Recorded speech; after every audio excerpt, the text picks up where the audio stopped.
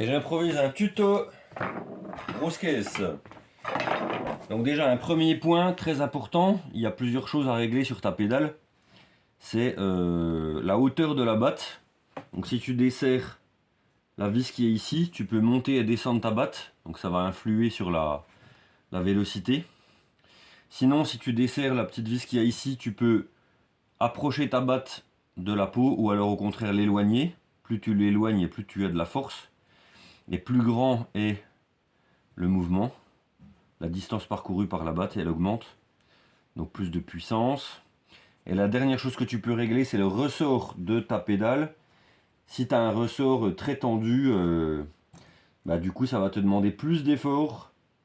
Mais le retour de la batte est plus rapide. Et puis Frankie Costanza de Dagoba recommandait de serrer les ressorts à fond. Bon, pour ma part, moi j'ai un réglage standard.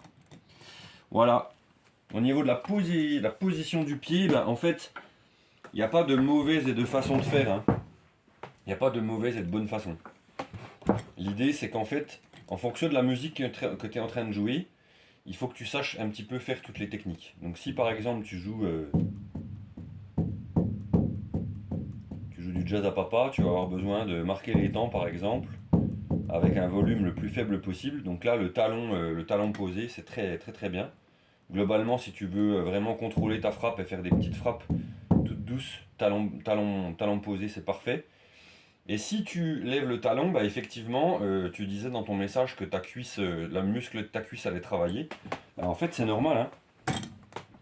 C'est normal, le muscle de la cuisse, il travaille, toute la jambe est en action. Et ça, c'est le jeu qu'on appelle le jeu talon levé. Donc ça, c'est intéressant parce que tu vas avoir beaucoup plus de puissance. C'est pour jouer du rock, quoi. C'était pas mal, là. C'est du rock, quoi.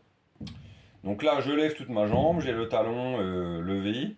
Et donc j'attire ton attention sur le fait que il y a des batteurs qui jouent en écrasant la batte contre la peau. Donc talon levé et ils écrasent la batte. Mais moi je trouve que la grosse caisse résonne pas quand on fait ça. Et pourtant j'ai joué comme ça pendant presque une décennie. Et au bout d'un moment je me suis aperçu que en frappant fort, mais en laissant la batte revenir en arrière juste après l'impact, que la grosse caisse allait résonner. Il y a vraiment un meilleur son, je trouve, c'est plus vivant, quoi. Voilà. Sinon, il y a Jojo Mayer qui a développé une technique de maboule qui consiste à déplacer la pointe du pied sur la pédale.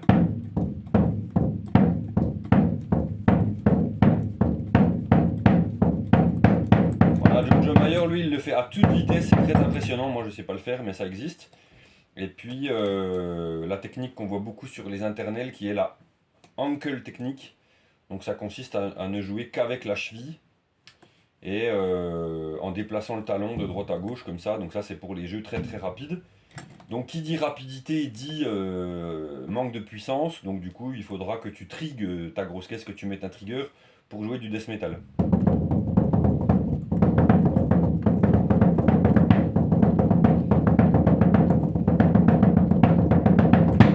Voilà. Bon, la ankle technique ça nécessite des pédales à transmission directe avec des ressorts sous la pédale. C'est des modèles beaucoup plus sophistiqués que celui que tu vois maintenant. Mais ça ne sera pas très utile pour toi. Voilà en gros tout ce que je sais sur la grosse caisse et la pédale de grosse caisse en 3 minutes 55. 3 minutes 57. 3 minutes 58.